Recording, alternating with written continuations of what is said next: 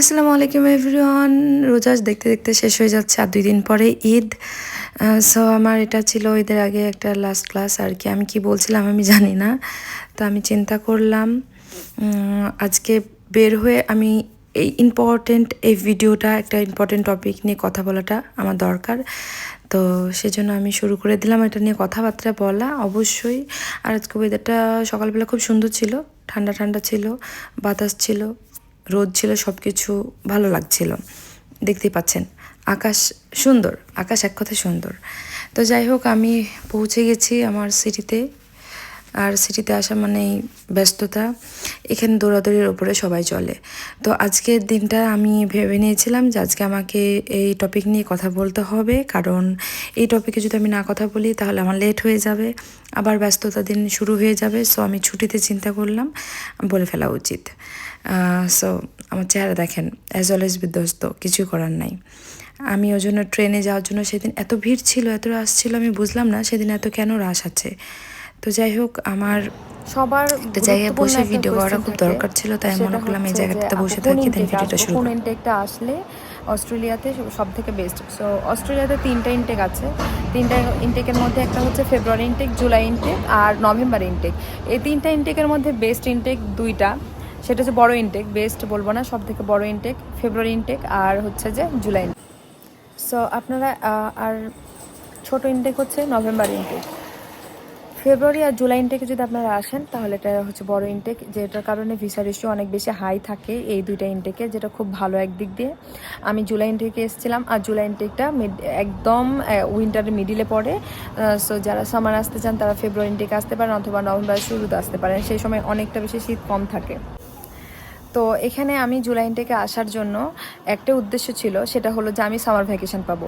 আর আমি এখানে summer vacation মানে ফুল টাইম জব পাওয়া, মানে আপনার পরের ইনটেকের জন্য আপনি, মানে পরের সেমিস্টারের জন্য আপনি টাকাটা জমা করে নিতে পারবেন। আর এটা সেভিংস হবে, আর এই সময়টাতে জবের অপরচুনিটি একটু বেশি থাকে, যার কারণে আমরা এই ইনটেকটাই ফলো করেছিলাম যে ইনটেকটাই আমরা ধরবো। সো আলহামদুলিল্লাহ ওই ইনটেকে আমরা এসেছি। আলহামদুলিল্লাহ আমাদের নেক্সট সেমিস্টারের টাকাটাও সংগ্রহ করা হয়ে গেছে। এখন আপনারা বলবেন আপু ব্যাচেলারের জন্য কি পারবো? ব্যাচেলারের জন্য পারবেন অবশ্যই, এমন না যে পারবেন না, বাট মাস্টার্সের জন্য এটা ইজি, কারণ আমি আমার স্পাউসের সাথে আসার কারণে দুজন মিলে একসাথে এটা করতে পেরেছি। টিউশন ফিসের উপর ডিপেন্ড করে, অনেকের টিউশন ফিস কম থাকে, অনেকের টিউশন ফিস বেশি থাকে। সো এটা আপনারা মাথায় নিয়ে রাখবেন। আবার জুলাই থেকে আসলে হয় কি, আপনার যখন সামার ভ্যাকেশন পাবেন তখন ফুল টাইম জবের পাশাপাশি আপনি সেই সাথে সাথে ক্যাশ জবও অনেকে করে, যেটা ইললিগাল, বাট ধরা না পড়লে সবই লিগাল, এটা হলো মেন কথা। আর আমি কোনো ক্যাশ জব করি নাই, আমি যা করেছি, আমার যেখানে আমি জব করি সেখানে ফুল টাইম আমি জব করেছি আল্লাহর রহমতে, যার কারণে আমার আর দরকার পড়েনি আর কি। আর নভেম্বর ইনটেকে আসলে অনেকের অপরচুনিটি কমে যায় যে কোনো ভার্সিটিতে ভর্তি হওয়ার, যে কোনো সাবজেক্ট চুজ করার, যেটা আপনারা অনেক লিমিটেশন থাকে আর কি। সো এই জিনিসটার উপরে অবশ্যই আপনারা একটু খেয়াল রাখবেন যে আপনি যে সাবজেক্টটা নিতে যাচ্ছেন, যে ভার্সিটি যেতে যাচ্ছেন, সেগুলো মানে ওইটাতে ইনক্লুড আছে কি না ওই ইনটেকটাতে। আর ফেব্রুয়ারি ইনটেক, জুলাই ইনটেক সব সাবজেক্ট খোলা থাকে, সব ভার্সিটি খোলা থাকে। সো আপনারা যে কোনো ভার্সিটি যে কোনো সাবজেক্ট পিক করতে পারেন। আর এটাই ছিল আমার সবথেকে আপনাদের সবার রিকোয়েস্টেড ভিডিও, আমি এটা করা। আরও যারা অনেক কিছু জানতে চান অবশ্যই আমি বলবো। আর আপু অনেকে আমাকে জিজ্ঞেস করেছেন, আপু লাস্ট যে ভিডিওতে আমি 2টা এজেন্সির কথা বলেছিলাম, একটা হচ্ছে যে পিএফসি গ্লোবাল, আর একটা বলতে ভুলে গেছিলাম নাম, সেটা হচ্ছে আইডিপি। আর এখানে আমি আমার ব্লগটা আমি শেষ করতে চাই, কারণ ক্লাস শেষ করে না এনার্জি পাই না। তারপর চেষ্টা করলাম যে আপনাদের রিকোয়েস্টেড যে ভিডিওটা, এটা করাটা খুব দরকার। সো ডেফিনেটলি আমি প্রিফার করব জুলাই ইনটেক, কারণ জুলাই ইনটেকে আপনারা সামার ভ্যাকেশন পাবেন, যেটা আমি পেয়েছি 3.5 মাসের। এটা অনেক ভালো একটা অপরচুনিটি, এটা কখনোই মিস করাটা উচিত না। বাট হ্যাঁ, আপনাদের নিজস্ব পার্সোনাল ব্যাপার, যেটা আপনারা কোন ইনটেক চুজ করবেন, কোন সাবজেক্ট বা কোন সময়ে, এটা পুরো আপনাদের উপরে ভ্যারি করে। বাট আমি আমার পজিটিভ দিকটা বললাম জুলাই ইনটেকের। আর নেগেটিভ বলতে আমি কিছু দেখছি না, নেগেটিভ দিক আর কি। নেগেটিভ বলতে যারা ঠান্ডা বেয়ার করতে পারে না, অনেক ঠান্ডা পড়ে, আমরা আসার পরে একবার -2 ডিগ্রিও পেয়েছিলাম, তো অনেক বেশি ঠান্ডা পড়ে আর কি সেই সময়টাতে।